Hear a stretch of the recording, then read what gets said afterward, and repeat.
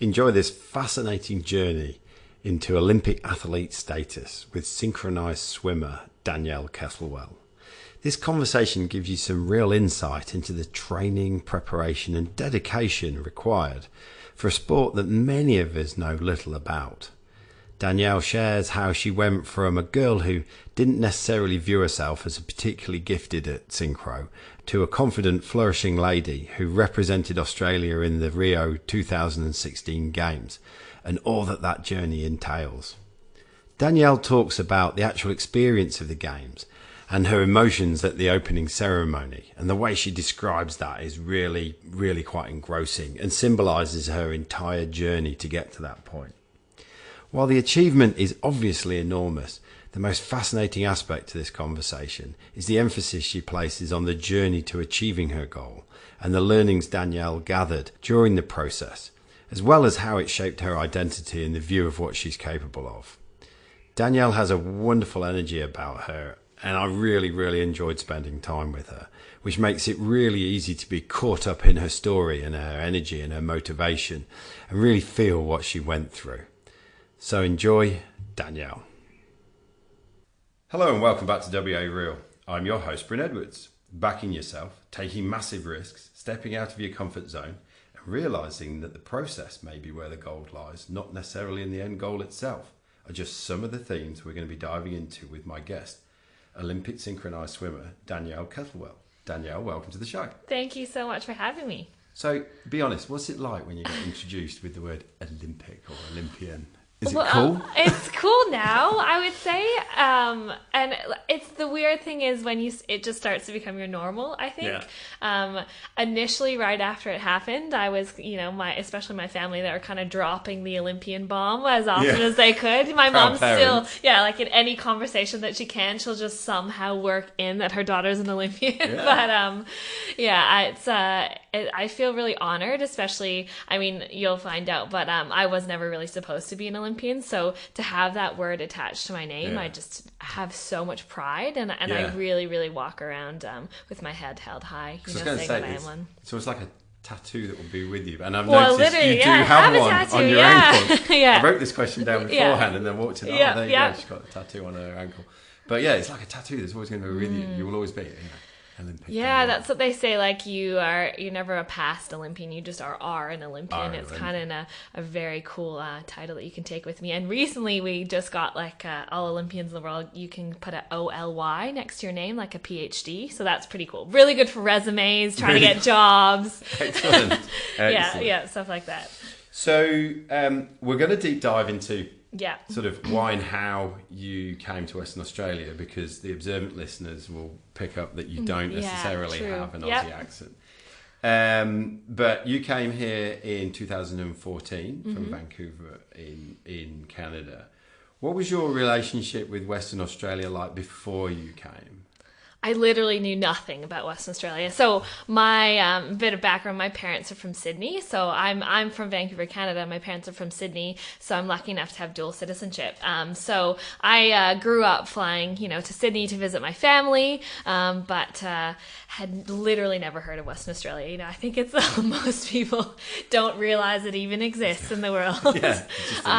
So when I moved here in May of 2014, I literally knew no one except for a few of my teammates, and knew nothing about the place. And I remember I flew in, had 2 suitcases, landed, got my phone, got my bank account set up, and then I kind of sat there at night and was like, holy shit, what did I just do? I just left my entire life behind, and I'm living in this city that is so far away from everyone else.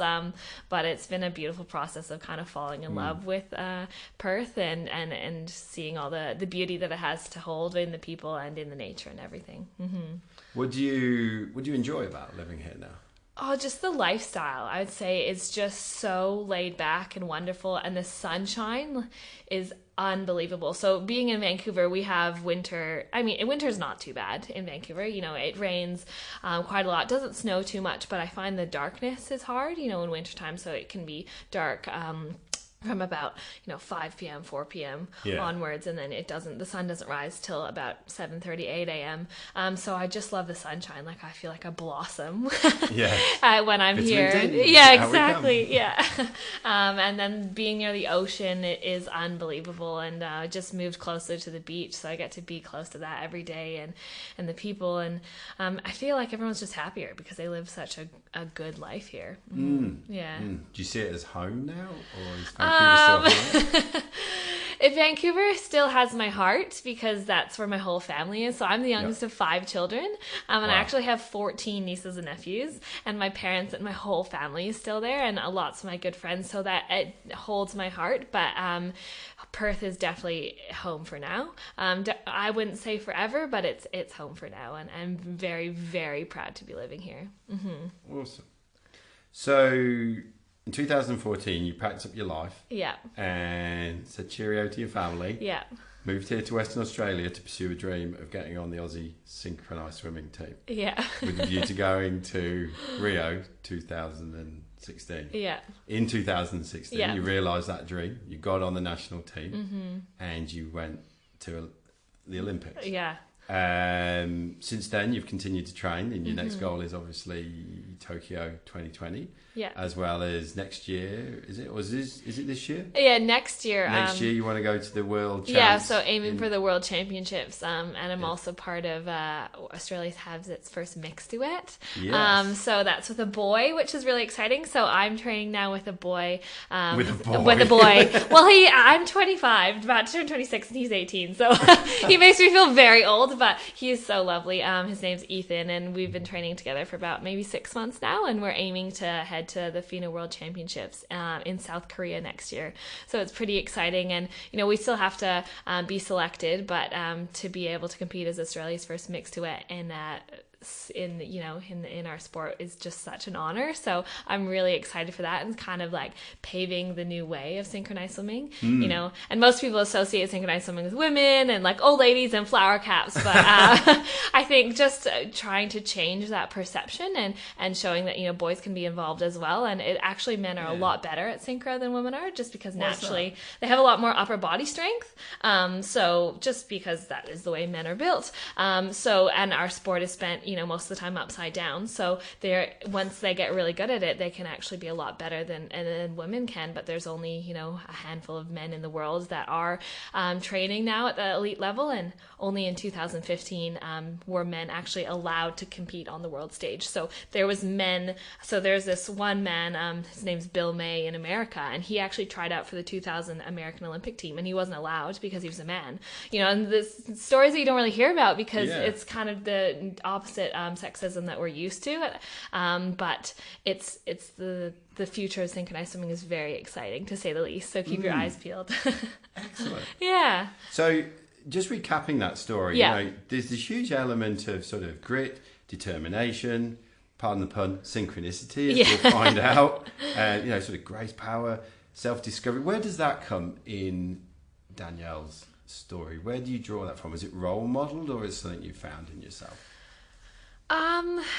That's a really good question. I'd say I think that my sport really conditioned me to be who I am today, and I learned that through training. So I started synchro when I was 8 years old, and as I say, I was not good at it, but I did it because after a while I fell in love with the sport, and I loved what it brought to me. I love the friendships. I love how it made me work hard, really, really hard every day. So, I was in high school training about 20 hours a week on top of doing all my studies. And I just learned how to become tough and learn how to set goals and go after them and get them, and figure out, who I become in the process, and being challenged in a group environment. That's what I love about synchro, being part of a team and working towards it with other people. It makes you the best version of yourself.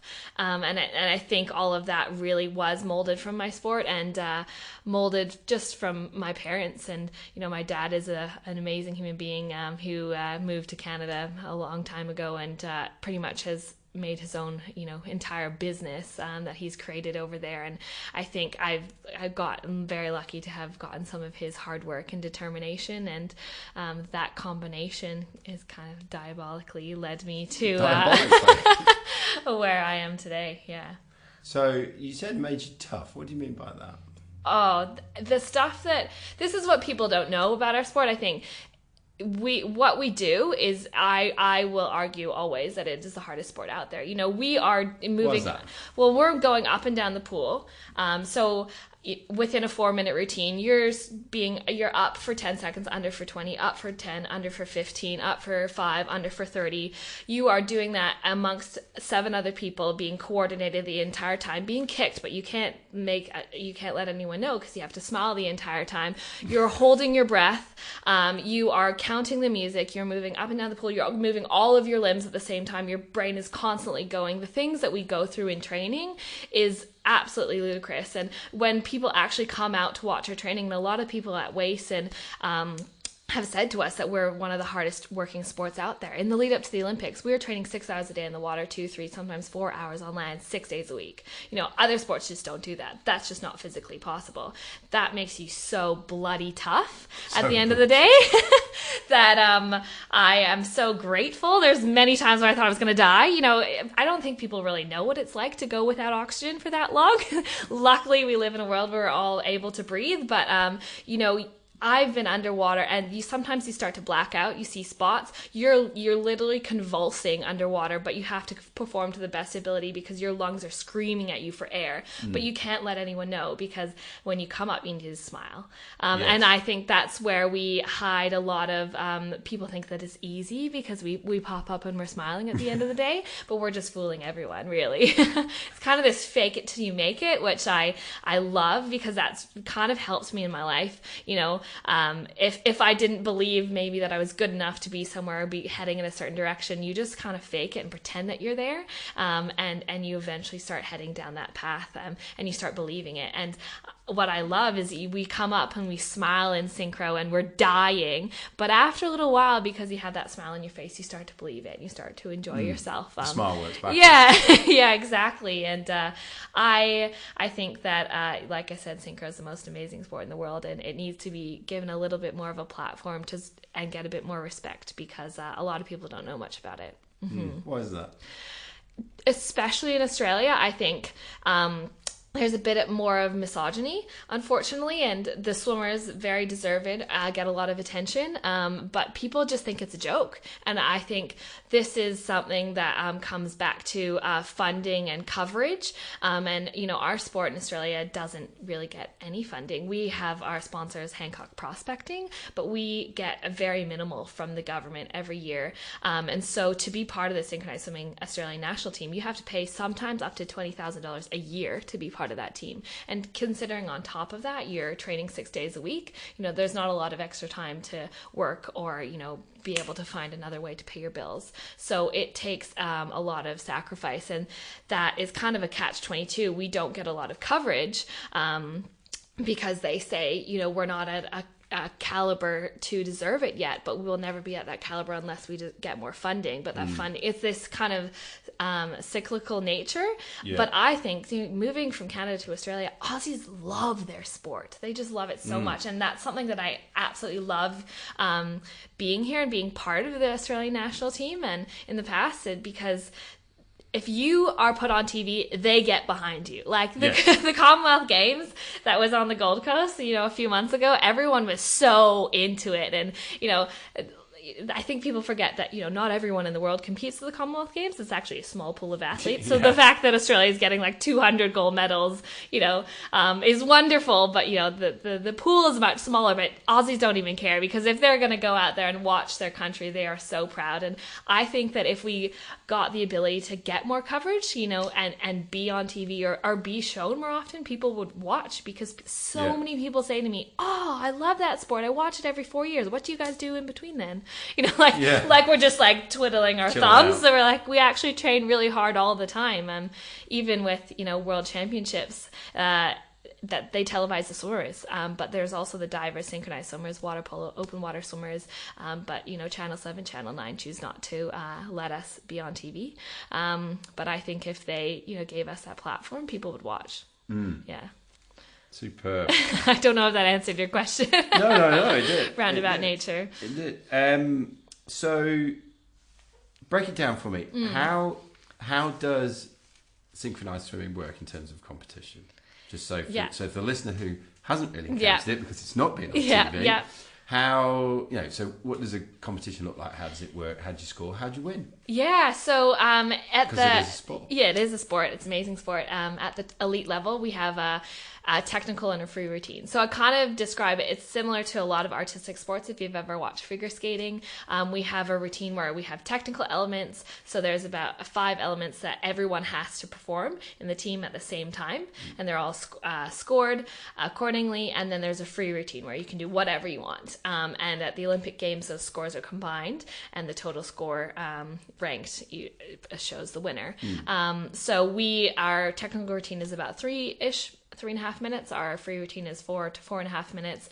And you go out there and you are judged on your artistic ability. So, how you interpret the music, quite often you have a theme. So at the Rio Games, we were embodying the Australian flora and fauna. So within our routine, we had lots of cool different animal sounds, and we were trying to show the different animals in Australia, whether that be the kangaroos, or whether that be the black swans, or snakes, or scorpions, or whatever. And if you can get that artistry across, that really helps your artistic score. Then there's the execution, which the synchronization of it all. Right. You all did the same thing. We all did the same thing at the same time. And then there's the difficulty. So how hard are the moves that you are doing? So not only do we do things synchronized, but we also throw people out of the water in something called highlights. So if you ever have the chance to YouTube it, it is phenomenal. So we are not touching the bottom. We never touch the bottom because you get a penalty. And you egg beater. How deep is the pool? 3 meters deep. 3 meters. Yeah, so you make like a human pyramid under the water, and everyone's egg beatering up to the surface, and you create a human spring, pretty much, and the person on the top, the acrobat, jumps off, usually, ideally about 2 meters in the air, does a flip, and lands back in the water. And this is in the middle of our 4-minute routine, and, we try and do maybe 3, 4, 5 highlights in a routine. Right. So, the level of that difficulty, along with, the other moves that you're doing, kind of creates the overall score, and we are scored out of 10. So like a lot of artistic sports, which makes sense. And at the Rio Games, we came 8th overall, and we weren't going for a medal or anything like that. We were more just going out there and doing the best that we possibly could, and we were just so darn proud to be there and representing Australia. We'll come to the Olympics. Yeah. So, as you said earlier on, you started when you were 8 years old. Mm-hmm. But at 18, you actually retired. Yeah. Talk me through that. Yeah, so I started when I was 8. Who took you down? My mum, actually.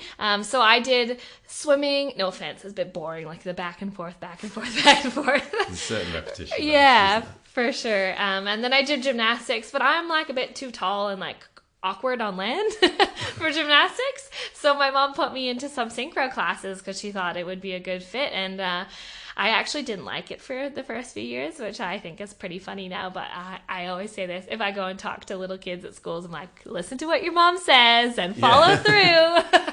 And I fell in love with it after a few years. And I just was never really that good at my sport, and I knew that. Like, I was pretty self-aware to know that we are ranked quite often in synchro, and when you're at the bottom of the ranks, it's easy to know that you're not the best. Yes. But like I said, I could work really hard, and I loved it, and I wasn't going to let that love hard work, stopped me from doing my sport. And I got to nationals in Canada, which I was really proud of. And how old were you then? I was in year 11 and 12 at the time, so 16, 17, and I thought that was the pinnacle. And I was like the reserve, so I didn't really even compete. And I just thought that was it, because I would never have been good enough to make this Canadian national team, and that's kind of the next step. Why did you say that? They're very good. You at nationals in Canada, they take the top 25 that try out to make the top 12 squad, to make the top 8. To be able to get onto the national team, and I was like past 100 to say the least. So I was not even close to being in the ranks to do that. And Canada is quite a bit better at synchro than Australia is, and I think that comes down to funding, and hopefully that will change. But it just wasn't in the cards for me, and I knew that. And I was always a bit overweight when I was younger, and I could work really hard, but I just had this weight on me, and I was never the typical synchro body type as well. We are a very aesthetic sport, and you have to be long and lean, and it just wasn't me at the time. So I retired, which is so funny to say now, at 18, and it was really hard because I loved the sport so much, and it was a really good learning lesson because I realized that I loved it and I needed to stay involved in some aspect. How long did you stay retired for? Retired for about a year, pretty much, and then I started swimming masters. So what was leading up to that retirement then? What were you telling yourself? I would never get anywhere. I wasn't good enough, and I thought, oh, maybe you could be like a coach someday or a judge, but you'll never. I would never make anything of myself in the sport. That's honestly what I thought, and that was back in 2010. Like if you would have told me 6 years later I'd be competing at the Olympics for Australia, there's no way. I would have bet against myself. It was just so impossible. But I made it happen somehow. When you look back at yourself there, how do you feel about that?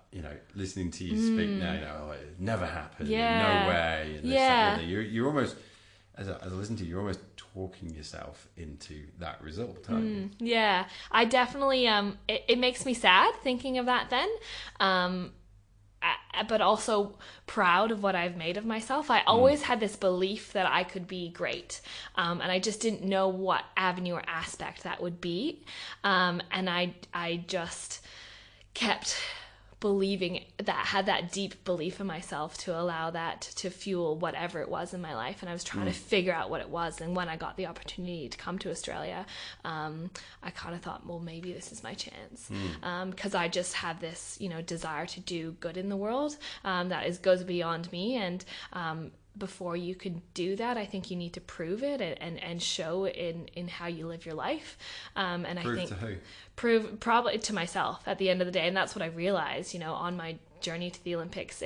I wanted to do it because I wanted to prove to myself that I could do it, that I was good enough. Because ultimately, you kind of had that duality, the angel and the devil. I believed in myself, but I also talked myself down. You can probably hear. And I was trying to fight that all the time and proving to myself that I am good enough and that I am worthy. At the end of the day, that was the most important. And the proof is in the pudding, and I did it, which it just blows my mind. So do you inherently believe you're good enough now? I believe that I still struggle, and this is the thing. This is where when I talk to people, I think it comes from within, because I went to the Olympics and I still struggle with that self-belief sometimes. And so many people look at me and they're like, how could you not think that you're awesome or great or you achieved something or good at synchro? You went to the Olympics. I'm like, because at the end of the day, it's not the thing, it's not the goal, it's how you feel about yourself. And many days, I'm working on that. And I have really good days and I have bad days. And that's just who I am. And I'm not standing up here as an Olympian being like, I have it all figured out. And, I know the way and the path of life and all that stuff. I am figuring it out, and I am a real human being. And I did that, and I'm proud. But some days I don't believe in myself, and I work through that. And some days I believe that I can be great. And those are the days that lead me to great things, like onto the path of the Olympics. How do you deal with it?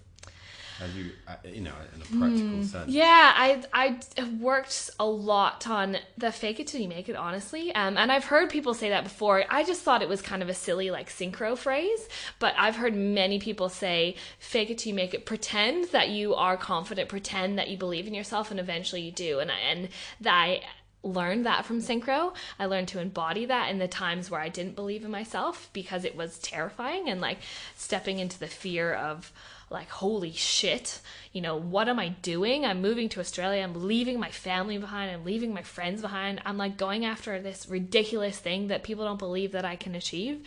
But I'm just going to pretend that I believe in myself. And that belief grows and it like festers inside of you until it is real. And also, you know, positive affirmations. I remember, you know, I was leading up into my Olympic team trials, and we had to do, for our Olympic team trials, we had to swim our routine six times in a row, which is very hard. And then you would be judged on one of them, but you know, you had to do it 6 times. And I was, you know, walking up to practice that by myself and really scared. And then all of a sudden into my mind came, I am strong, I'm capable, I'm confident.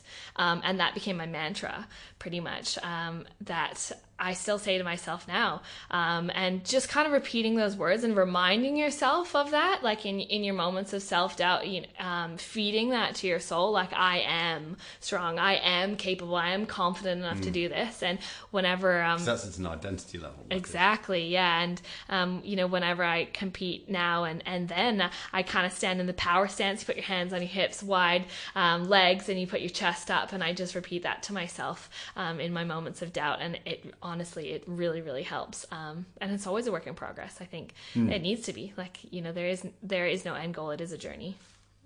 So tell me about the call up to come to Australia. Yeah, it's because you were suffering from concussions. Yeah, I had a concussion at the time. It was just coming up to my. So you'd unretired. I unretired. It's coming up to 5 years on Sunday, actually, because it's the day after my birthday. I was concussed. I was at a training session and we did a highlight, like I was explaining before, where one of my teammates went up and came down on my head. You know, we have no protection in synchro, so you can imagine somebody falling in your head. You know, it's a similar impact to what you get in rugby or footy or something like that. This was in training. Sorry. Yeah, in a training session. And I remember I went home that night and I had a midterm to study for the next day because I was in uni full time at the moment and I couldn't read the words on the page. And like, I knew that they were words and I knew that it was English, but it just I couldn't comprehend it. And I couldn't really talk to my mom. I had a really bad headache and ended up getting diagnosed with a concussion, which was so hard. I just felt like everything was taken away from me. And I think not a lot of people know about concussions. You can't get, you know, it's hard. You don't have stitches, you're not bleeding, you can't really get a CAT scan. Fog. Yeah, it's all in your head, and it's very similar. I relate it a lot to mental illness because no one else knows what's going on except for you and your mind. I ended up having to drop out of my semester at uni, and I was told, you know, how to recover from a concussion in the 21st century, 2018, is you have to sit in a dark room and not do anything. No screens, no reading, no TV, no nothing. You have to rest, which is, you know, it's actually really hard and very depressing. And, you know, I don't suffer from depression, luckily, but I definitely fell into a depression. I would cry myself to sleep. I was like, why is this happening to me? You know, what did I do in this world to deserve this? What? I feel like everything was taken away, and I was stuck, and the hardest part was that there was no definitive answer. It's not like, okay, you need to wait this amount of time, and then your stitches are going to heal, and then we're going to take them out, and then you're going to be fine. It was all in my brain.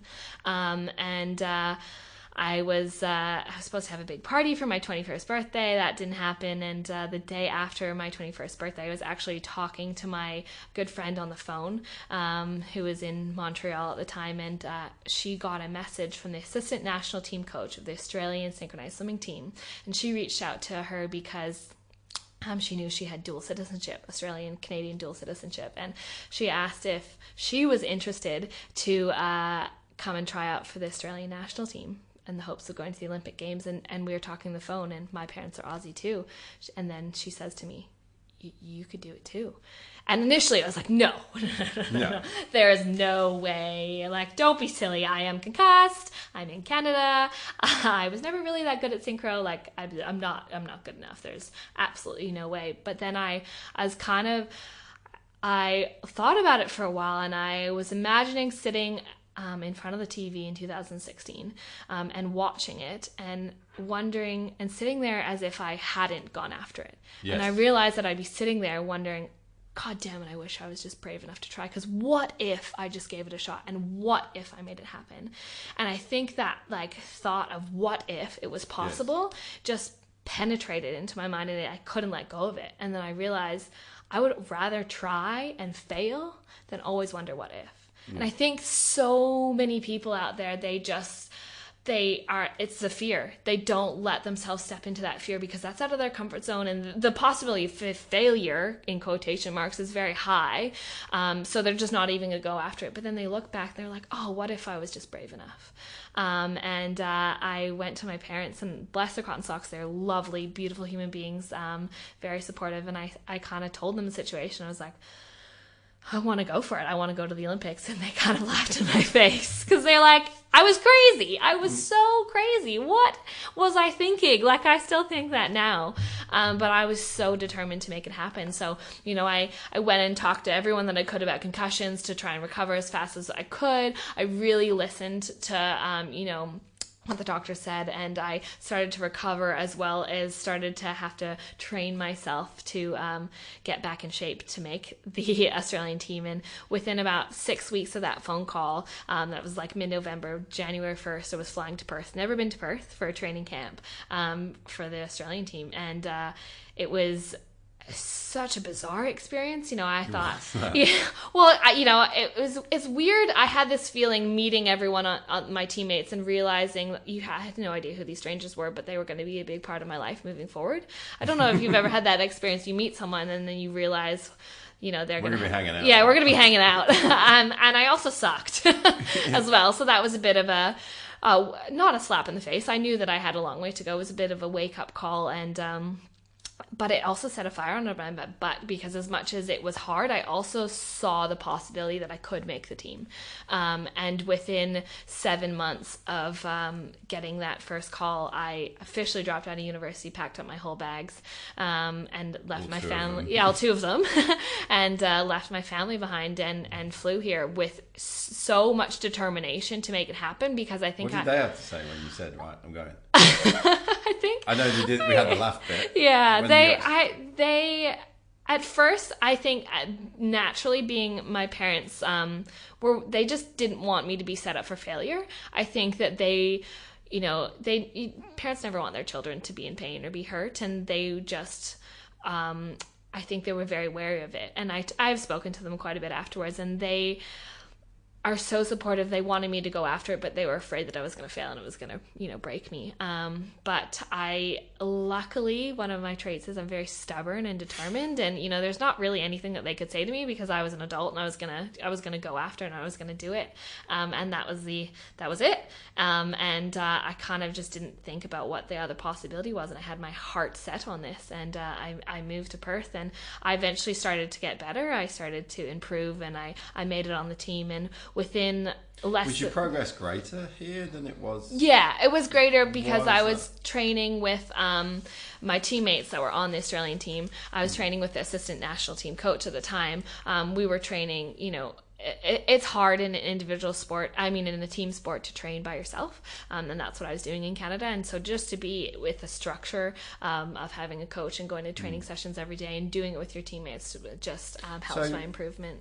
So just so I understand this, you get selected as part of a bigger group. So it's not like, let's say, for instance, let's take rugby as an analogy. Everyone's playing for their local club, and then the best of the best get picked to go and play for the national side, but you're always playing for your local club. Yeah.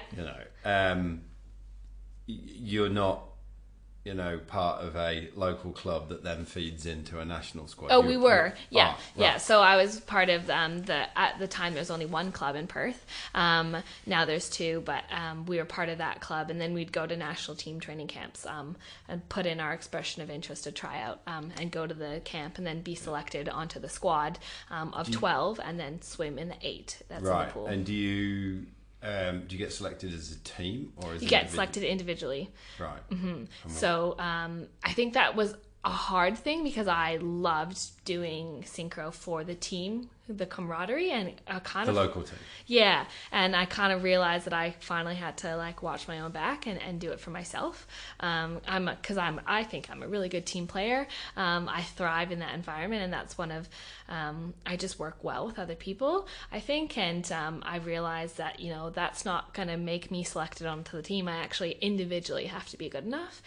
So focusing on myself, being really self-aware in what I was good at and what I was bad at was something that really helped.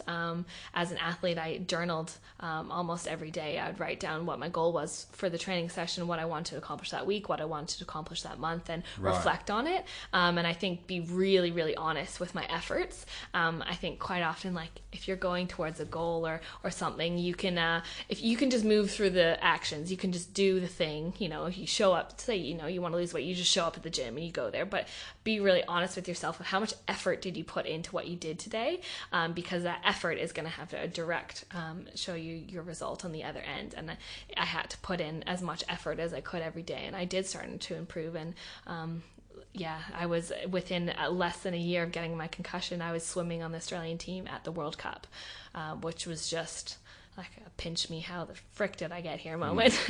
If you look back now, did the concussion have to happen? I think so. Yeah. Wow.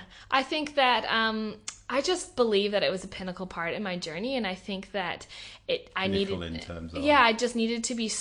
I have always been I don't like the word busy, but I have always tried to do lots of things, and it slowed me down and it stopped, and it made me think about what I wanted to do with my life. Because at the time, I was also in uni, but I was also really unsatisfied. I remember writing down a couple weeks before my concussion, I was just not inspired with my life. And I always had this belief, and I just had this desire to be great. And I think that I went to university because I thought that's the way it has to be, and I thought that's the road you have to go down. And I was studying something. I was studying art history. I thought that's this is what everyone does, so this is what I have to do. And it wasn't my thing. It wasn't my jam. And I think that I believe in the power of the universe, and I think it kind of stopped me and then shook me, and it was like no, that's not your path. You're somewhere different, and then you need to have a moment to slow down, because I had a few months where I just literally had to rest, which was I think really important for my body, because I then went into like pretty much 4 years straight of training on the national team, all those hours a day. So, that needed to happen, and I needed to have those moments of clarity without the busyness of life, where I had to really reflect on what I wanted. I think that clarity, as much as it was hard and it was sad, helped me go after my goal. Mm-hmm. Outstanding. So you're here in Australia, you're starting to train. Yeah. So what does like a daily, weekly routine look like for you, for those 2 years leading up to getting selected for the national team? Yeah. So you talked about, synchronised swimmers work really hard. Yeah, so what do you do? You're in the gym, you're doing laps. Yeah. You're sitting at home watching TV holding your breath.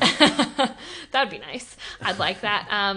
No, so we are not centralized in Australia. So our team was split up between Queensland, Victoria, and Perth. So we would, depending on the year, sometimes 2 weeks out of every month, we'd be going to the AIS in Canberra, or to have a training camp in Perth, where we would be all together and train full time. And then when we were separate, we'd have to train individually with our clubs. And when we were training full time, like I said, it was 6 hours a day. 6 days a week, and it was intense. And when we were at home, we did a lesser load, so sometimes it was only 5 hours a day, 6 days a week, and our training, pretty much we do about an hour. We try and do about an hour of stretch every day, because it's really important in synchro to be flexible, and then we would spend about 3 hours in the pool. So I kind of joke at swimmers, because their workout is our warm-up. We do laps to warm up ourselves, so we'd spend about 45 minutes to an hour doing that, and we'd spend the next couple hours. What? Freestyle laps. We do workouts, sometimes 4 times 200s. We do hypoxic workouts, so holding our breath. Yeah. We'd have to sprint to one side. And then swim all the way under the pool on the way back, and on a time. We'd go into our technical work, so we work on our body alignment, and our sculling, because sculling helps us stay out of the water, and so we daily have to go over our technical elements of our sport to be able to improve. Just the sculling, basics. Every day we do the basics, and then we'd go into our routine and practice our routine and do workouts with that, and then I'd do recovery afterwards. Then if we'd have physio or massage or we'd have gym as well. So it's full on. And then because we weren't funded, a lot of us would have to go to work after that. Sometimes I'd be working till 1 a.m, wake up at 5 to go to training. Well, what were you doing? I did lots of different things. I was bartending, was working in a restaurant, I coached, I worked in a bookstore, and that was kind of like all of our teammates. You just got what you could to be able to get by, pretty much. Yeah. How was there any bits during that journey where you're thinking, oh, what's all this about? Am I actually getting there? Yeah, I think I had... any real dark spots? Yeah, there was quite a few moments where I just thought, it's not that I was very set on the goal, and I knew I was gonna get to the trials. I was worried about obviously making it on the Olympic team. And I remember some moments where I was just so tired. Like it was a few days I'd come home to my partner and I would just like sob because I was exhausted, and I thought, and I was said to him, like, I still have 1.5 years of this, and I am so tired, between just the mental stress of, the finances of it all, and then on top of that training and the pressure of, getting to Olympic Games and living up to, being able to believe in yourself, and then the expectations of everyone, around you, that, family and friends that say, my daughter or my sister or whatever is going for the Olympics. The pressure of that is unbelievable. So it's so many days where I was just wanted to give up because I was exhausted. But I just didn't let myself lose sight of that goal, and realize, who I was becoming in the process. So when you go to the tryouts, to get on the Olympic team, it's a team sport, but how does that all look and feel? How does that work? Yeah, so for us, we had our 5 international judges fly in from around the world, and we pretty much had 3 days, 2 to 3 days of trials, where we had a day where we did our technical routines, a day where we did our free routines, and then a day for the duet, so 2 people. And we had this whole list of criteria that we had to go through, and we were marked on everything and ranked. And then the top 9 made it on the team, and the bottom 3 didn't. It was...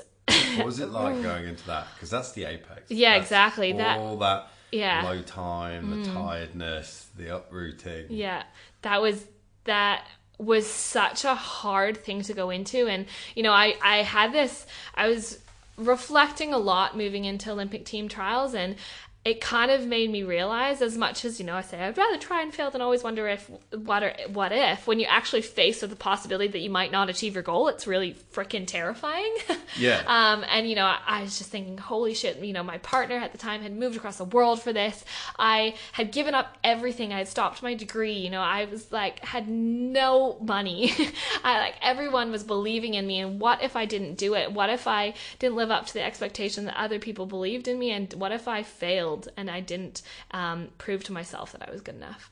And that kind of led me to realizing that it wasn't about the Olympics, it was, and obviously I got there and I'm so proud of that, but it was actually about the process of going after it, and the fact that I actually did something so crazy that I moved across the world and went after this impossible goal, and that I went after it with everything inside of me, and I did it because I loved it, and I gave everything to it, and I was so determined, and I was so passionate, and I sacrificed so much. That is what mattered, because that had proven to me that I was good enough. That proved to me that I was capable, that I was strong, that I was confident, because the person that I became in the process is who I am today. That being an Olympian, it is a beautiful and very honorable title, but the person I am is from the experiences that I went through in that majority of time. And especially in synchro, when we go out there, I said we have a 3-minute routine and a 4-minute routine. I competed on the Olympic stage for 7 minutes, and that's longer than, someone like, 20 seconds. Yeah, exactly. Longer than, Usain Bolt, who goes out there for 10 seconds, yeah. But, it goes by so fast. and I barely remember my Olympic swim, and standing up there on stage at the end, it just makes you realize, like, holy shit, it's not about the swim. Yeah. It's actually about everything I did to get here. Because if I had taken everything else out and just had the 7 minutes of my life, I would not be the person that I am standing here today. Yes. I'd be someone completely different. And I am proud of myself because of the process and everything that I went through to get there. And I think sometimes, like, what you put you through, making yourself accountable, exactly, and just continually following through in the face of, like, doubt sometimes, in the face of being scared. And I think a lot of people, like I said, stop because they're scared. And scared of what? They're scared of failing. They're scared of not living up to their own expectations. But when you get into it, you realize that you're not failing. You can never fail. It's only a stepping stone. If I didn't make the Olympic team, I would still think, for the most part, I would be the person that I am here today, just without the Olympic title. I think, especially in this world where we always talk about setting your goals, and I do too, and going after what you love, and that thing, you want to work towards that thing, whether that be a car, whether that be a house, whether that be a number on the scale, whether that be, whatever it is, that people get so set on that thing that they forget that what they get from the process of getting there is the success of who they will be, not that actual thing. Because if you don't realize that, you will always be unsatisfied, and there's people that I spoke to this Olympic team coach that competed, she coached Spain, and they won a silver medal in 2012 and 2008. And she said she stood there as she watched her athletes get a silver medal, and she felt empty because it wasn't about that. It wasn't about the medal. It was about the sport that she loved. It was about the process that it took to get them there. It was about all those experiences and all those friendships and all of that. That's why she did what she did, not for that medal. And, some people's experiences may be different, and I'm not trying to invalidate an Olympic medal because it is amazing. But I think that often we lose sight of that when we're going towards the goal. I think I heard it recently put, it's difficult to receive. It's difficult to find achievement. It's difficult to find fulfillment running on the track of achievement. Yeah, exactly. And if you're not fulfilled, it's just that thing, that achievement is going to feel empty. It feels empty. You're never going to be satisfied. And you're going to keep going in that same cycle until you realize how you are fulfilled. And I think that was important for me, realizing that it was about the sport that I loved, with the people that I did it with the country that I loved, going after something that was hard, and I pushed through it, and that was fulfilling. So when you got actually selected, and you knew that you were going to Rio, how, listening to your story, how difficult was it to keep your concentration? Because you've achieved your goal. Yeah. But you still got to go to the Olympics and perform. Yeah, for sure. And it was like, I remember I got the phone call, didn't sleep at all, like, the night before, and got this phone call. It was a 10-second phone call. Oh, yeah, you made the Olympic team. Like, the president of Synchro Australia was very casual about it all. Yeah. And I was just bawling my eyes out because everything comes back to you. Through that moment. Everything, like, I just did it, and it was so proud. And it was, I think the best part of it all was sharing that, because it was my thing, but it was also, like, my partner at the time's thing. It was also my family. Like, everyone was behind me. It wasn't just me. And I love that now I have the gift of being able to tell my parents, to be able to say that their daughter's an Olympian. Like, I'm so proud that I gave them that, because I don't walk around and say that I'm an Olympian. My friends do sometimes, but it's not about that. And I think moving on to the path, so we had about 5-6 months in the lead up from being selected. What did you do in that time? We just twiddled our thumbs. No, I was just kidding. Ladies are brought together. Our training ramped up. We were centralized pretty much for that whole process. So, like I said, the good training 6 days a week, all over the place. We were in Perth. We went to Japan for a competition. We were back in Perth. We went to the AIS. We went to Spain. We went to Hamilton Island. We came back to Perth. We went to the AIS. Like, we were just nomads pretty much for a few months. And then we went to Rio. And I think I was really proud that I knew that experience was fleeting. And, sometimes my teammates, I laugh because I always show up to the pool with a smile, and they're like, oh, you're so annoying. Why are you always so happy? But I just realized that as much as some of those days, like, were so hard and I was so tired that this moment of this period of going and leading up into Olympic Games was so precious that I honestly made sure I enjoyed every single day, because it's going to be gone so fast. I enjoyed the work.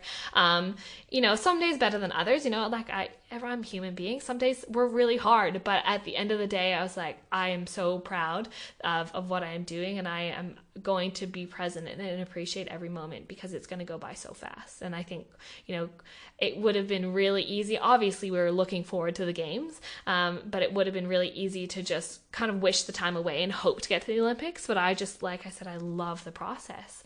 And I'm so proud of myself that I kind of made sure that I grasped every moment of that in the lead up to the games. And I think that really inherently led into my fulfillment at the end of the day. Being able to go there, come eighth, come last at the Olympics, and be proud of what I did and have no regrets. Mm-hmm. So what was it like when you went? What was the opening ceremony like? What's the village like?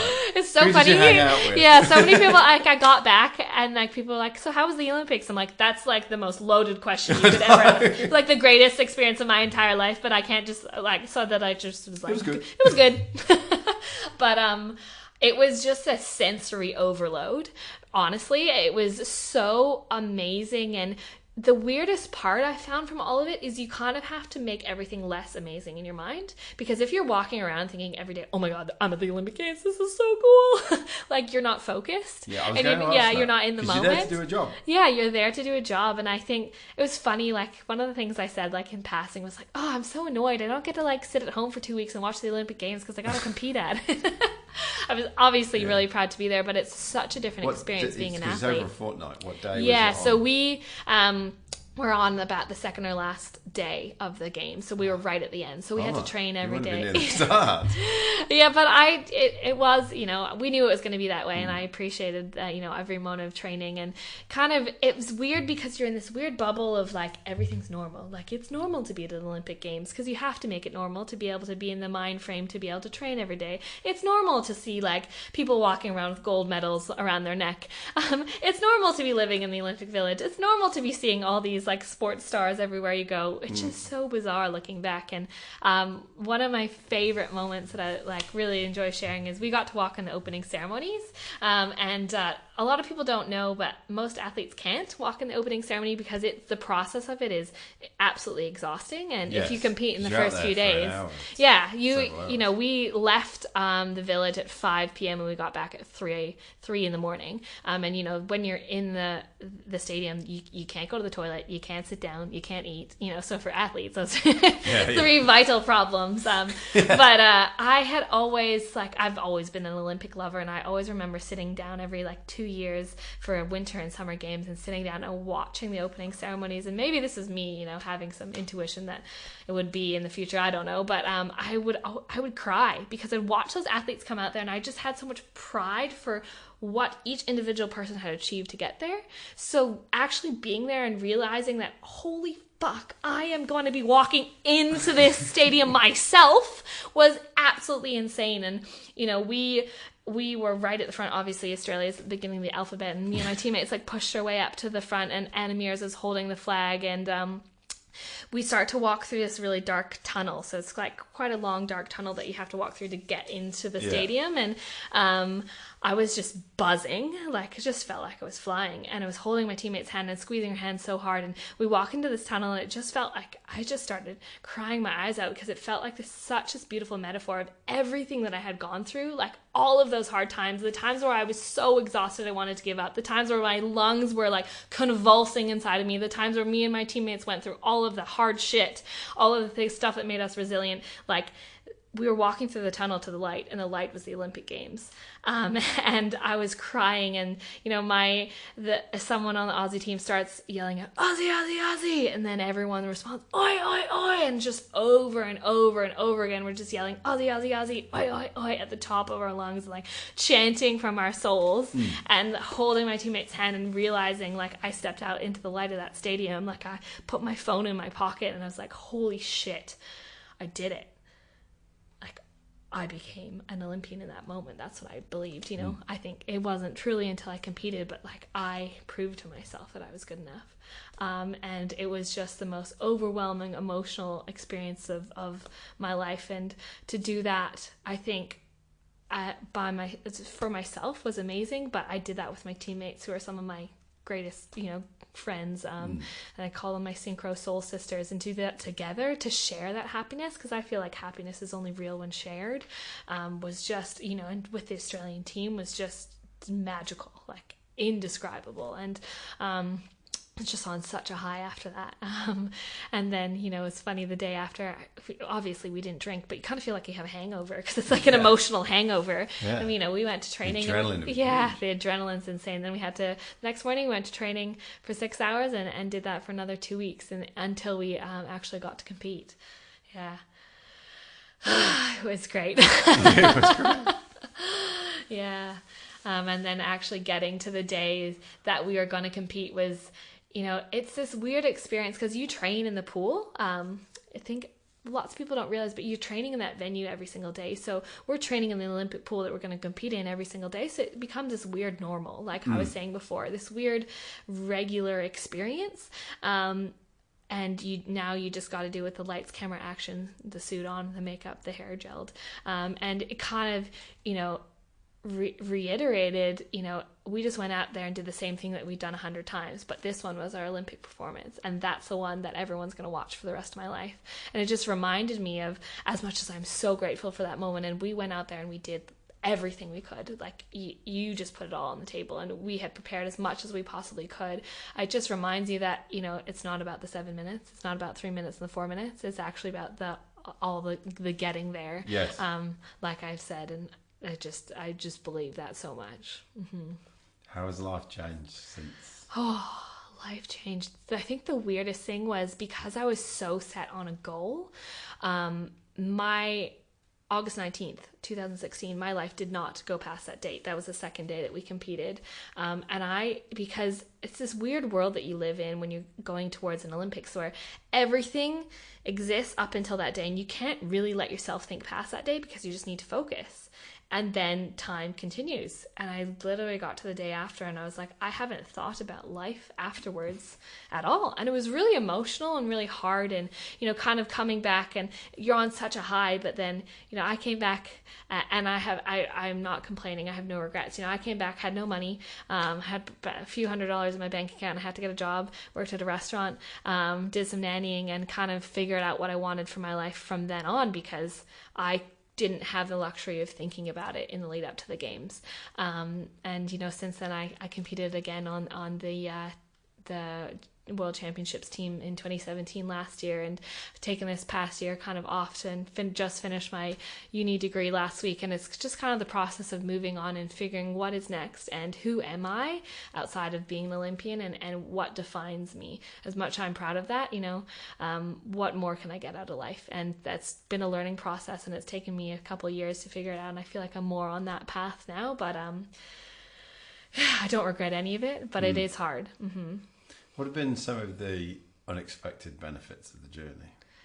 Oh, unexpected benefits. That I've got the ability to meet so many amazing athletes. I think I've just loved that, and hearing other people's stories, because as much as like my story to getting to the Olympics is a bit different, but it's not unique. There's the people that go out there and represent our country. The stuff that everyone's been through is absolutely insane, you know, and the amount of athletes that I spoke to after the games. We were at a welcome home parade in Sydney, about to walk out of the Opera House. The amount of athletes I would chat with, they didn't have a home to go to, they didn't have a job, they didn't have a car, they didn't have any money, because everyone had given everything for the Olympic Games. You know, I think a lot of people have this perception that you go to an Olympics and you're a superstar and you're really wealthy, and that's just not the case.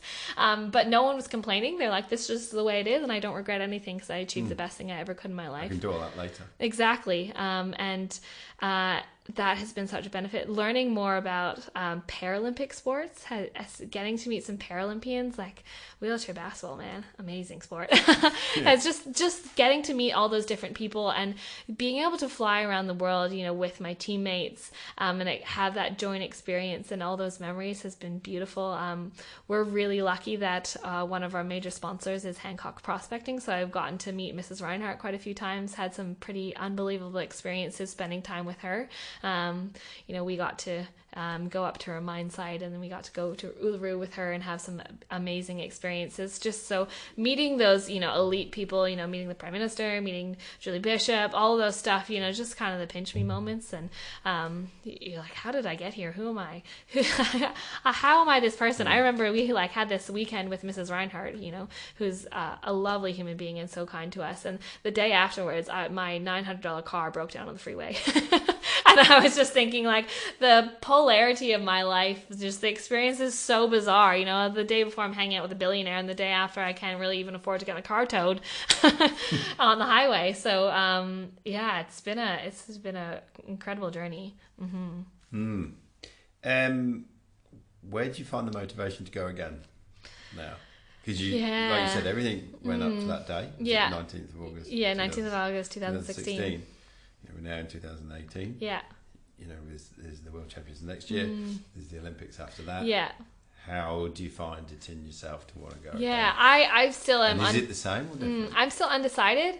I'm going for the first phase of our Olympic team trials at the end of November. But I'm still undecided if I want to go for the Olympics again. I think that? Because the Olympics is the most magical experience in the world, but I feel like I have a lot more to give in this world, and I really would love to pursue that in whatever form that is. I'm trying to write a book about my experience. I love motivational speaking whenever I get the chance, so pursuing those avenues is something I'm really interested in. And synchro, as amazing as it is, it's very all-consuming, and going after to Olympics is kind of like you put a pause on your life because you can't do anything else. But at the end of the day, I think my internal struggle at the moment is I just love it so much. Yes. And so figuring out what my path is still where I'm at. And I think, I think it's okay to not know. I'm really excited about going to World Championships and being part of the mixed duet. As for the Olympics, I still don't know. But no matter what, if I'm there, if I'm not, I'm still going to be an Olympian at the end of the day, just a dual Olympian or a one-time Olympian. It's funny when I got to the village, people are like, oh, is this your first Olympics? And you're like, this is just the pinnacle of my entire life. But yeah, no, only been once, sorry. Indeed. Yeah. So I got caught up with That's okay. about that. So what have been some of the key learnings that about yourself through this journey? I continually hear in what you say, I was never the one who's any good, or this, that, and the other. These, as I listen to you, there's almost this, I achieved this amazing thing, and then within seconds you're also going, oh yeah, but I'm kind of like this at the same time. Yeah. What have you actually learned about yourself? I think that's a really good question. I think the reason why I jump back and forth is just because I think reminding myself of who I was gives me appreciation for who I am, and also reminds others that you don't have to be this incredible human being or think of yourself ridiculously highly to achieve something great. I was an average Joe, and I made it happen through a lot of determined self-belief and passion and hard work.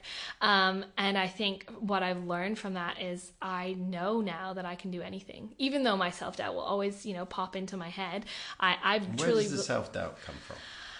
Just always not believing I was good enough. I think being younger, not believing I was good enough, not being pretty enough, not being the right figure as an athlete, not being the right weight, all of that stuff that was just ingrained in me, and I don't know why. And that is my... So here's a question for you. Yeah. It's almost like I'm turning it into a therapy session. Okay. What needs to happen for you to feel good enough? Believe that I'm good enough. Yes. And I do, because I know that I can achieve anything, but But what needs to actually happen? Say it. I am good enough. Is that the answer? I don't know. I'm asking you the question. I think just for me, it's always working at it. I think it's never, like I said, it's never end point. For me, it's continually reminding myself that I can achieve what I want when I put my mind to it, continually reminding myself that I am good enough, and always working at myself. It never stops.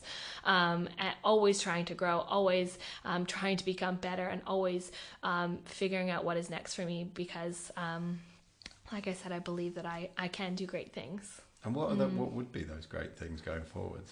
You said there's more to give.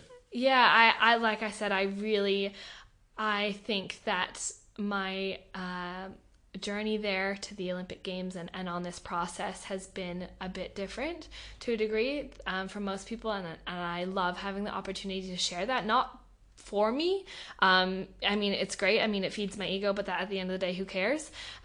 Because I really believe that I was gifted this opportunity, and it would be such a shame for me to not do something more with that, because it is so much greater than me. Like, who gets a call up to go to the Olympic Games when they're not like anywhere near being a good enough athlete, and then does it because they figure out that they are good enough along the way? You know, that is, like, I truly believe that story needs to help other people go after what their goals are. And because, you know, this world is going to thrive off of people doing what they love. Yes. And what I love is inspiring other people to do what they love and sharing that love, that passion that I have for life. And is that your purpose? I believe it is, sharing my love with the world, and my light with the world, I think, as scary as it is, and it can sound sometimes, but you know, I will do everything that I possibly can to get there. And I will achieve it at the end of the day. So what does the next 3 to 5 years look like for you? I'm going to publish my book. Scary.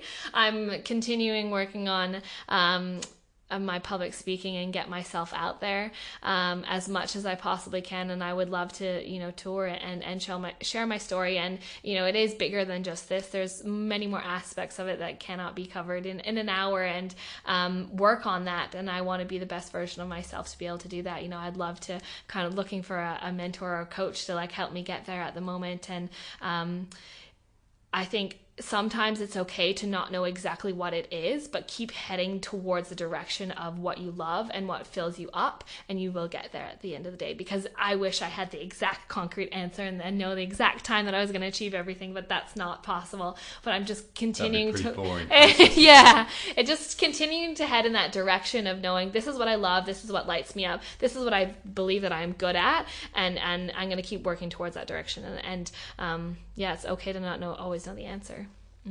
Yeah. Awesome. What's Danielle grateful for? Oh, so many things. I couldn't even. Every morning I wake up and I remind myself of what I'm grateful for. But you know, I think obviously my family, obviously my friends, my nieces and nephews, all the people in my life. Grateful for living in this country. Grateful for living in Perth. Grateful for everything that I have in my life that has brought me to this point today. But I also think it's like to be grateful for the little things that people don't think about. Like, I am grateful to be in a country where I can breathe in fresh air and it fills me up.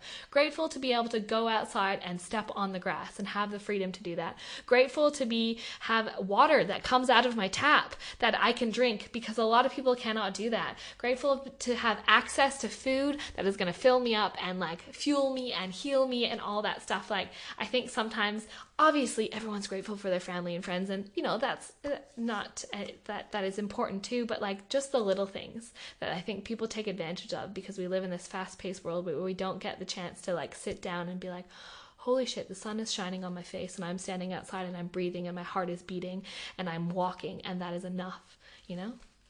Wow. Yeah. That is cool. Yeah, thank you. Do you have any sort of daily routines, habits that keep you grounded? Yes. I've gotten a lot better at this lately. But now I've realized that to fill up, you know, if I want to do great things and spread my love and light with the world, I need to fill myself up first.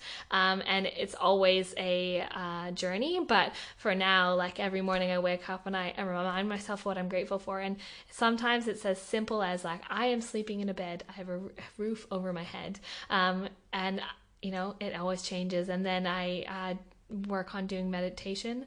I meditate every morning, almost every morning. And even if it's just like a few minutes, that's enough. Just having that kind of stillness. And even if you can't get your mind clear, just use your meditation as reminding yourself of what you're grateful for and envisioning where you want to be in the future, and bringing that into this world. And then I remind myself of my daily affirmations. I have a little like book that I read, reminding myself of that. What sort of affirmations do you have? I'm strong, I'm capable, I'm confident, Yep. Along those lines. I do my breathing. I do my Wim Hof breathing in the mornings. Oh, yeah. And then I write in my journal, whatever it may be. Some days, if I'm not feeling that great, it's just writing that down, just getting it out. Some days it's a word, some days it's a page, some days it's 3 pages. Just getting that out to the world, and then having that. Sometimes this whole thing, if I don't have enough time, it's like 7 minutes long. Other days it's half an hour. And then I feel like I'm filled up and I can go and do my day and be the best person that I can be moving forward. And I think I've been really working on that the past little while, and I think it's helped lift myself up to be a better person for this world. Awesome. Yeah. If you could go back and give the concussed Danielle a piece of advice from here, where you are now, what would that be? I think part of me, I've thought about this a lot, part of me would like to, tell her that it will all be okay because you're going to go to the Olympics. It's going to be great. But like, I also, sometimes you don't want to know the answer as much as like, I'd like to know where I am in 5 years, but do I really want to know? I think I would just be reminding myself to trust. Trust in the universe, trust in yourself, in your self-belief, and just keep moving in that direction, moving in that positive direction, and that it will all be okay if you trust and if you believe. And that's kind of been my mantra in my times where I don't know what the answer is going to be, in the times where everything feels like it's falling apart, but you will look back someday and realize why it all happened to you. And it's so cool looking back now and realizing why that concussion happened to me, or realizing why the other hard times in my life. And I think sometimes when we go through those hard times, it's so hard to hold on to anything, but just having the trust that it's gonna be okay, and it's gonna get better, and one day you will look back and realize why this has all happened to you. That's definitely what I would tell myself. Actually, I just thought of another question just sitting here listening to you, because I normally have a sort of pattern of questions to close down a podcast, but you were saying, if you could find out where you are in 5 years' time, would you want to know? No, this, that, and the other. But if you went forward 5 years' time, what sort of advice do you think that Danielle would be giving you now? Oh, that's a really good question. Isn't it? I don't know. I think it still comes to back to that trust and just reminding myself that I am enough. I think like that's my constant struggle, and everyone has their thing in this life. But the future me reminding me now that I am enough. I'm doing enough. I'm good enough. I'm a good enough human being. I'm doing the best that I can with what I have. And keep trusting and keep moving in that direction, and you will get there. And I believe that. Maybe I'll be more profound in 5 years, or you've been pretty profound. Just holding on to that belief, that optimism. I think, faith in the world. And finally, if you could upload a little nugget of information into the collective consciousness, just to make life easier for everybody, what would it be?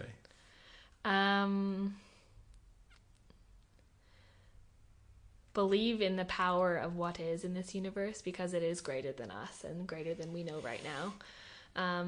And hold on to that, and it will all be okay. And life is beautiful, like when you choose to see it that way. Take off your glasses and sit outside for a moment, and like put your feet in the grass and look up at the sun and realize that we are magic.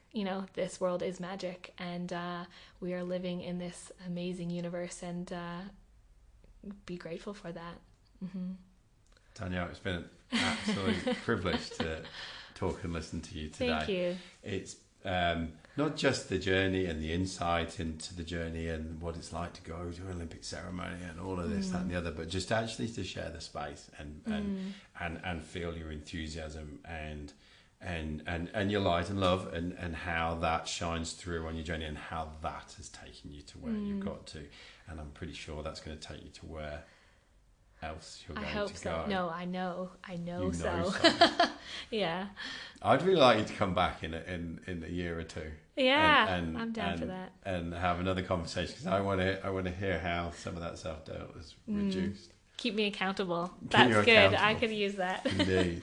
Danielle, thank you so much. It's been an absolute privilege. Thank you. Thank you.